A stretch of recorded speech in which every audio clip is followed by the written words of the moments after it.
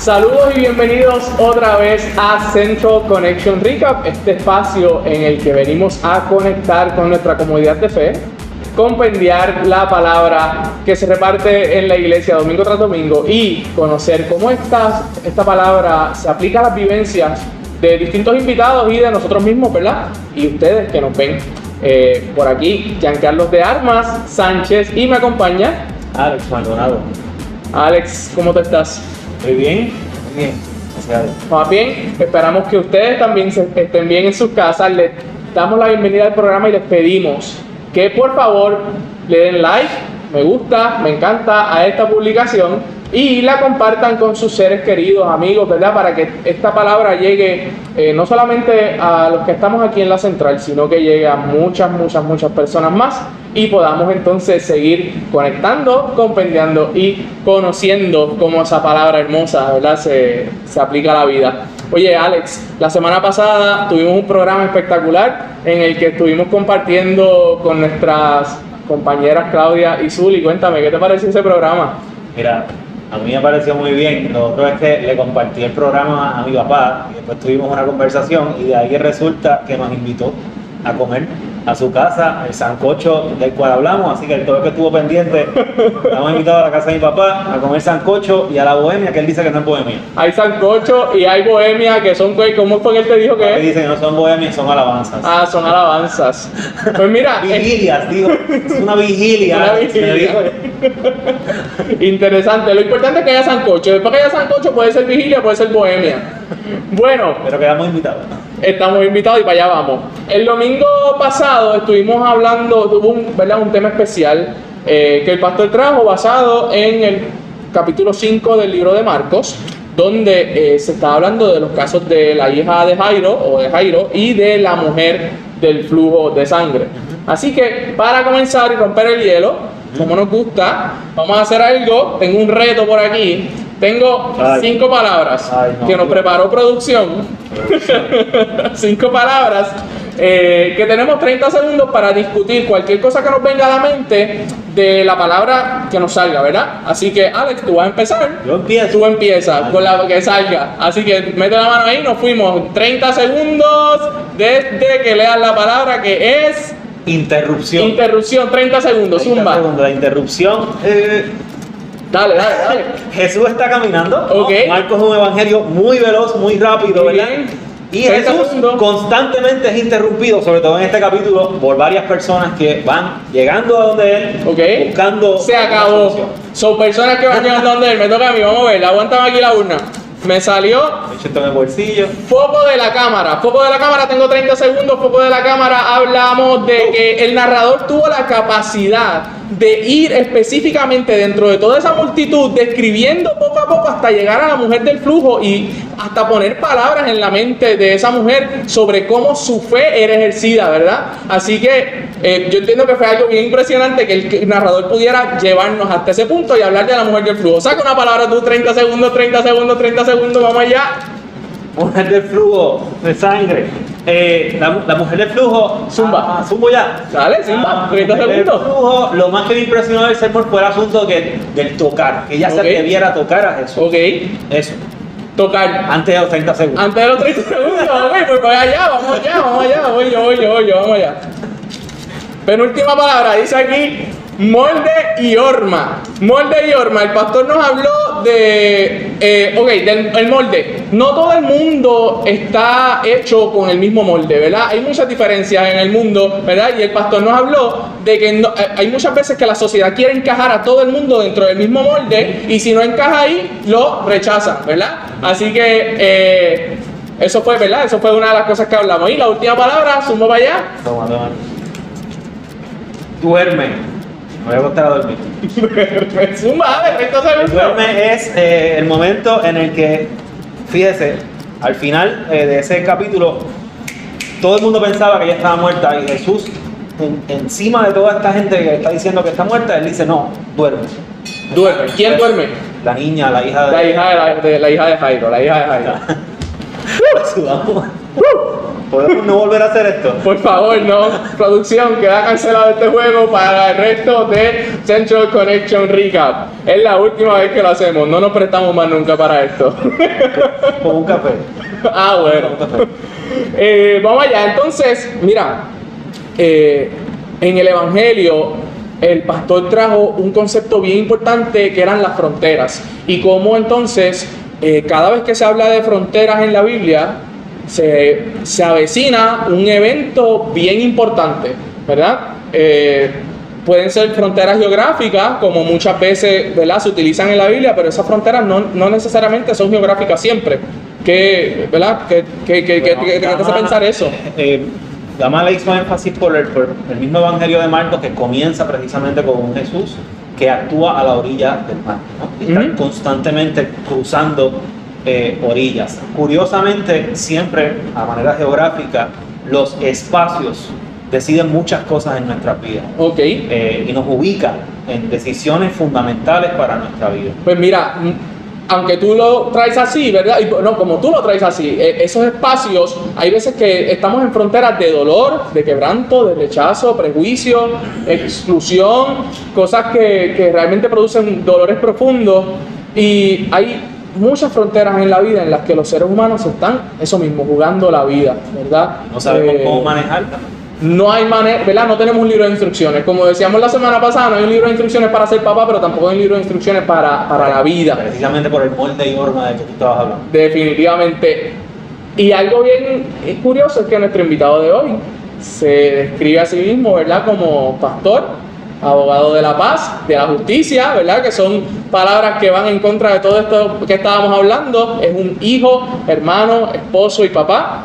Y este programa es de un altísimo presupuesto, así que no hemos escatimado en traer un invitado de calibre internacional. Lo hemos volado a Puerto Rico directamente desde Indianápolis, donde ha estado prestado hace 7 años. Recibimos a nuestro hermano, el pastor Ángel Luis Rivera Agosto. Fuerte aplauso para Ángel. Saludos, Ángel. ¿Qué tal? Bendiciones. Ay, amén. Bendiciones para ti también. ¿Cómo estás? Muy bien, feliz de estar aquí con ustedes. Una alegría estar finalmente en Central Connection Rica. ¿Viste? Gracias por esta oportunidad y siempre feliz de compartir con ustedes. Gracias a ti por aceptar la invitación y gracias por sintonizar, porque sabemos que sintonizas desde Indianápolis, ¿verdad?, nuestro programa. Cuéntanos, Ángel, ¿cómo tú llegaste a la Central? Mira, yo llegué a la Central por el amor de los hermanos y las hermanas. El primer domingo que nosotros asistimos, mi familia y yo, tuvimos la oportunidad de estar en una semana de juventud y predicaba el que hoy es pastor Edgardo Fuentes.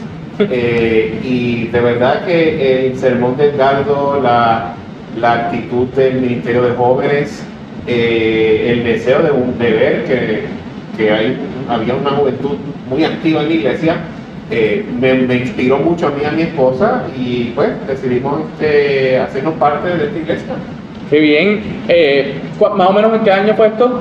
Mira, estamos hablando para el año 2009 aproximadamente. 2009. Sí. Yo me estaba graduando de high school para ese tiempo. Ya no tenemos universidad, ya yo ahí universidad. En muleta. Estamos a punto de empezar a la huelga de 2010 en la UTI. Sí, eso es así. Oye, ¿y cuál es verdad? Tú estuviste aquí en la Central, pero ahora tú estás en Indianápolis, ¿verdad? Y entiendo que estás trabajando en Indianápolis. ¿Puedes contarnos un poquito acerca de qué es lo que haces allá? Mira, pues allí soy ejecutivo de área para América Latina y el Caribe de los ministerios globales. Los ministerios globales es el esfuerzo común de la Iglesia Cristiana del Círculo de Cristo en los Estados Unidos y Canadá y la Iglesia Unida de Cristo en los Estados Unidos. Estas dos iglesias en 1996 decidieron juntar sus departamentos de misión a través de todo el mundo. Y para ambas iglesias, pues, soy responsable del trabajo para América Latina y el Caribe. Ok, del trabajo, ¿qué es trabajo de misión? Trabajo misional, sí. Ok. También fuiste misionero por 4 años. Sí, bueno, por 8 años, 4 a tiempo completo, 4 a tiempo parcial, con el Consejo Latinoamericano de Iglesia, precisamente misionero de los ministerios globales. En Ecuador, ¿no? En Ecuador. ¿Y qué tal esa experiencia? Bella. Volvería mañana. Muy bien.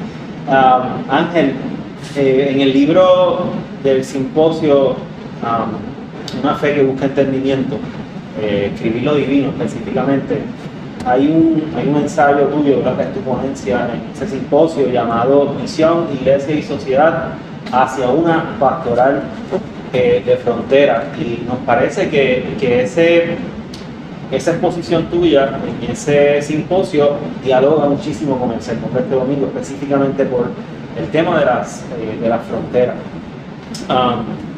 Y queríamos pues hablar un poco de lo que expusiste en ese texto, ¿no? Y en el sermón el pastor nos compartía que la frontera nos expone al terreno del otro, de lo distinto, ¿no? Nos hablaba de todos estos asuntos, ¿no? De lo que hace la frontera con nosotros, de lo que nos expone. ¿Qué tú planteabas en ese ensayo específicamente sobre la frontera? ¿Qué es la frontera para ti? ¿Cómo tú viste ese sermón? Mira, lo que pasa es que cuando hablamos de frontera, de lo que estamos hablando es de que cada vez que la comunidad cristiana, cada vez que los seres humanos, cada vez que tenemos algún desafío nuevo en la vida, pues nos enfrentamos a una frontera per se. Y entonces en el caso particular de este sermón vemos cómo conjugan dos elementos. Uno es la agenda, es decir, Jesús va con una agenda hacia casa de Jairo para la sanación, ¿verdad?, de la hija de Jairo. Sin embargo, el acontecimiento interrumpe esa ruta hacia casa de Jairo. El acontecimiento de la mujer con flujo de sangre. Así que entonces ahí Jesús se enfrenta precisamente a la frontera de la salud, a la frontera del padecimiento, del sufrimiento. Y cómo entonces Jesús responde a esa frontera que está frente a él, ¿verdad? Y cómo entonces desde esa frontera nos enseña hoy en el siglo XXI a también nosotros responder a esos acontecimientos dentro de las agendas que nos ocurren y las agendas que planificamos.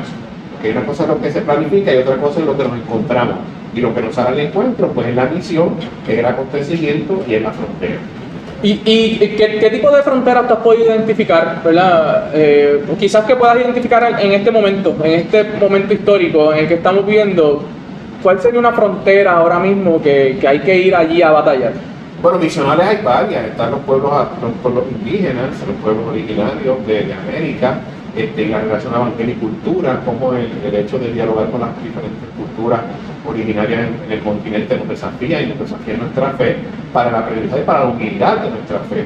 Los pueblos afroamericanos igualmente, la costa colombiana, la violencia que sucede ahora mismo en Colombia, por ejemplo, otro desafío también en el tipo frontera. El diálogo entre religiones también importante. He escuchado mucho el pensar de que la religión es el problema mayor que se tiene, y sin embargo yo pienso que cuando las religiones dialogan, pues se logran muchos resultados positivos, ¿verdad?, para la humanidad. Así que religiones, culturas, el estado socioeconómico de nuestros países, la pobreza, la deuda, toda una serie de elementos, la descolonización de las colonias en este momento, ¿verdad? Y Puerto Rico, pues siendo un país que enfrenta también una situación de naturaleza colonial, hay una misión ahí que la iglesia también tiene que llevar a cabo, y muchas otras que, o sea, tendríamos que dialogar muchísimo para poder discernirlas y responder a ellas de una manera pertinente. Sí, ¿verdad? Basado en eso mismo que estás mencionando, en el escrito tienes, ¿verdad?, una sección que dice: superar fronteras significa descubrir que la evangelización y la conversión reflejan el rostro profundo de Dios y a su vez develan al ser humano en su verdadera dimensión integral. Todo esto acompañado de una intensa toma de conciencia. Ok, ¿por qué debemos entonces ir a la frontera, pero también superar esa frontera, ¿verdad? ¿Cuál es la importancia de alcanzar la frontera, superarla, y qué riesgos implica permanecer allí, permanecer en esas fronteras culturales, sociales, todo lo que tú mencionaste? Pasa que curiosamente, si yo escribiera ese ensayo 12 años después, quizás sustituiría la palabra superar fronteras. Yo diría que es mejor y es más correcto decir asumirlas, porque no toda frontera se supera. Incluso hay fronteras que uno va a estar enfrentando toda la vida. y al hablar de superar fronteras, pues pudiera ser bastante pretencioso. O sea, yo creo que es afrontarlas, es asumirlas y aprender de ellas. Por eso René hablaba de la concienciación nuestra, porque el encuentro con Cristo nos da a nosotros la capacidad de encontrarnos a nosotros mismos, de encontrar a nuestro prójimo, de encontrar a la naturaleza, de ver entonces dónde estamos parados, cuál es nuestra función en la vida y cuál es nuestra misión en la vida. Así que todo eso es una enorme toma de conciencia, porque quizás antes de esa toma de conciencia del Evangelio, pues andábamos alienados, andábamos ensimismados en nuestras propias circunstancias, dolores, quebrantos, pero el Evangelio nos permite entonces ampliar nuestra vista, esa mirada honda y larga que hablan los poetas nacionales nuestros.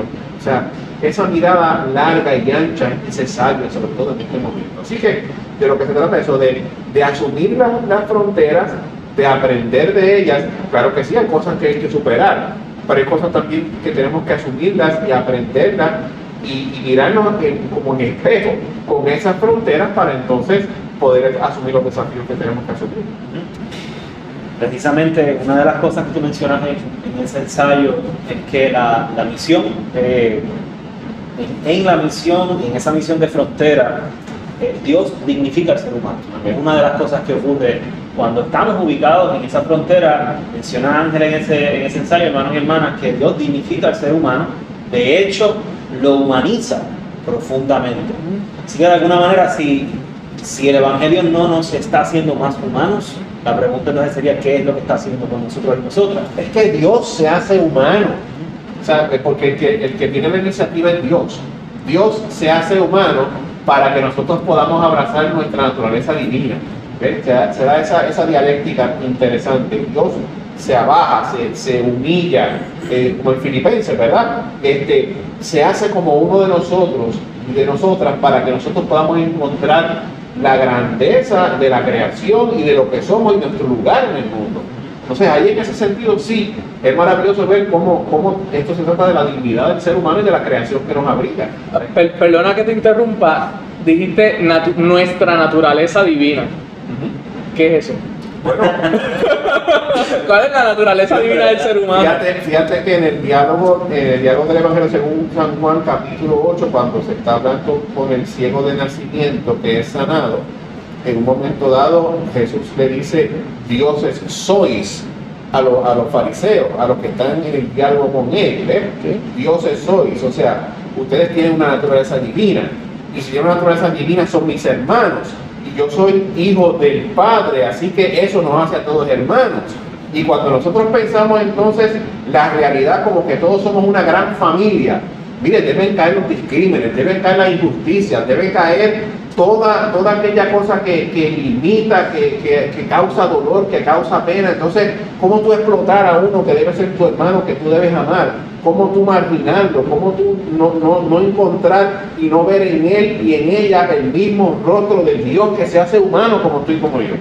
¿Ves? O sea, que se convierte entonces en un desafío misionológico amplio, que va desde que somos seres humanos dignificados por ese Dios que se hizo humano, y como ese Dios se hace humano, entonces gracias a eso nosotros podemos ver la grandeza de Dios reflejada en nosotros. Eso nos hace divinos en cierta medida.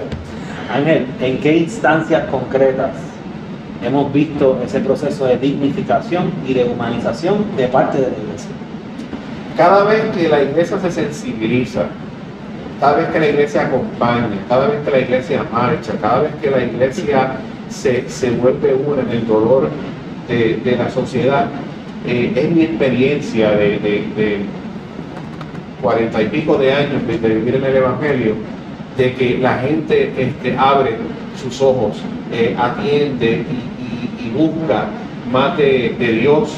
Y yo tengo diálogos todo el tiempo con personas que se cantan ateas, se cantan agnósticas, y en estos días, ¿verdad?, acompañando a uno que vive por allá bien lejos, que está enfermo, y él me decía: mira, tú eres una de mis conexiones a la espiritualidad, y es una persona que se canta atea.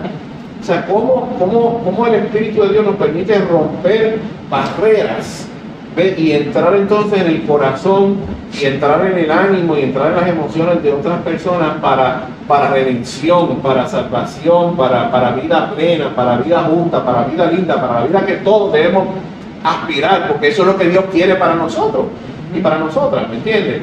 Así que cada vez que yo veo eso, y cada vez que lo veo, por ejemplo, en un páramo, en el Cotopaxi, en Ecuador, o en Argentina, o en el Chaco paraguayo, la iglesia acercándose a la gente para servirles, para escucharlos en sus quebrantos y sus necesidades, ahí es que yo veo entonces que el evangelio se encarga.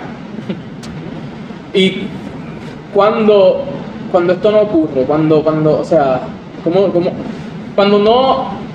¿Crees que hay momentos en los que no ocurre esta dignificación y humanización, no necesariamente de parte de la iglesia, sino de individuos, ¿verdad? Con otros individuos? ¿Cómo nuestra espiritualidad puede hacer lo contrario? Puede entrar a claro, cuando la iglesia se sectariza, cuando la iglesia sube los muros, cuando la iglesia se niega a mirar la realidad, cuando la iglesia se niega a mirar al otro en su sensibilidad, en su dolor. Y eso lo vemos, y lo vemos con alguna frecuencia, muy lamentablemente, pasa entonces todo lo contrario. Y entonces ahí entonces vemos cómo la institucionalización, lo que muchos escritores llaman la constantinización de la iglesia, que se hizo como Constantino, el emperador del siglo IV después de Cristo. Él se convirtió al cristianismo, pero a la vez, y muy lamentablemente, ese cristianismo se convirtió al emperador, se convierte en un cristianismo imperial que domina y no convence, que impone y no ama. Y eso podemos ver, lamentablemente, en muchas iglesias que desean imponerle sus criterios a la sociedad en vez de dialogar con la sociedad. Okay. ¿Y qué hay que hacer para poder entonces nosotros derribar nuestras propias fronteras? ¿Qué tenemos que hacer? ¿Cuál es ese proceso de decisión que tiene que haber dentro de mí para dejarme evangelizar? ¿Qué tiene que pasar? Mucha humildad y mucha escucha. Ministerio Global tiene una frase que dice: escuchar y compartir las buenas nuevas. No hablamos de evangelizar y convertir a la gente. El primer paso es escuchar. Llego a Cuba y un grupo de jóvenes nos estaban esperando, y cuando nos sentamos les dijimos: háblenos, ¿qué significa ser un joven cristiano en Cuba? Ellos se quedaron así atónitos, porque ellos pensaban que íbamos a dar un taller de educación cristiana o de evangelización. Y todos nos preguntaban: ¿pero usted no va a dar un taller? No, vinimos aquí a escucharles a ustedes, porque queremos saber qué significa ser un joven cristiano en la Cuba de hoy en día. Mira, cambió el diálogo completamente, porque estamos escuchando, porque estamos siendo humildes, porque estamos poniéndonos en los zapatos del otro y de la otra. Cuando hacemos eso, nos ponemos en los zapatos de Cristo. Pero cuando nos alzamos muros y cuando pretendemos dictar desde una torre de marfil allá arriba a la gente abajo qué es lo que tienen que hacer y tienen que decir, ahí entonces pues realmente no hay vínculo, no hay relación, y hay desconexión entonces, y no hay evangelización. ¿Sabes? Perdóname, Alex, iba a decir algo adelante. Okay, es que recordé de momento cuando hablábamos de la soberbia en la serie del espíritu, y cómo entonces la soberbia se convierte, como dice Ángel, en un punto en el que corta los puentes de comunicación, ¿verdad? Y esa humildad de la que habla Ángel es la que nos va a permitir ser vulnerables, y entonces sí poder plantear esos puentes de comunicación donde se supone que por la sociedad hayan fronteras. Hay que ver a Jesús. Jesús interrumpe su camino a la casa de este Señor con autoridad, porque él siente que virtud, que poder ha salido de él. Dice: mira, ¿quién me ha tocado? La multitud dice: pero si es que estamos todos apretujados aquí, ¿quién? ¿Entiendes? Pero él tiene la capacidad de discernir aquella que necesita y padece, y no solamente le dice que está sana, le dice que está salva. ¿Ve? O sea, que y sanidad y salud y salvación en el hebreo tienen mucha similaridad. Okay. Pero Jesús tiene la humildad de bajar a donde está esa mujer necesitada, ¿verdad? Y no solamente con el toque, sino con la mirada y con el que te hablo, te reconozco como ser humano digno.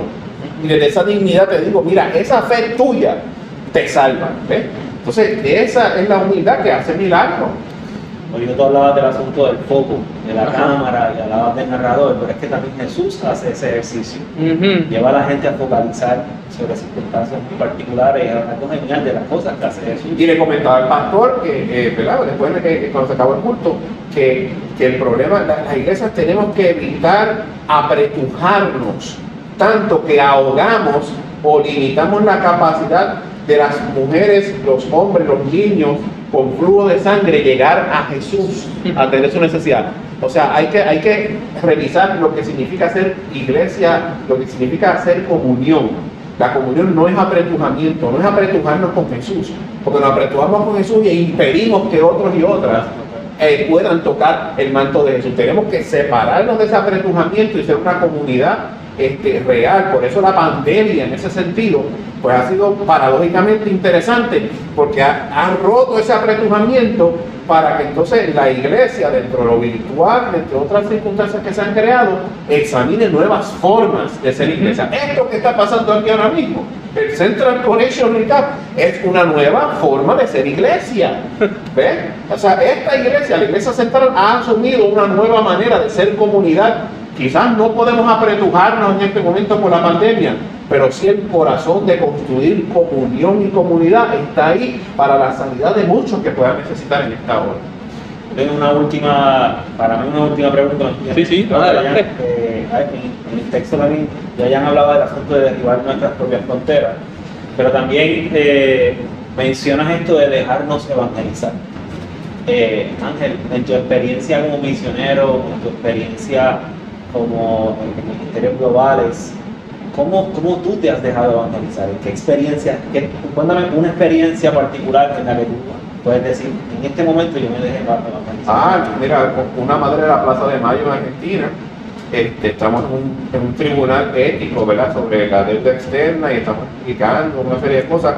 Yo como abogado, creyéndome que tengo todo el conocimiento jurídico, le estoy explicando a esta madre de la Plaza de Mayo, mira, no podemos todavía hablar de esta sentencia, tiene que esperar a notificarse a las partes para que la sentencia se vea firme.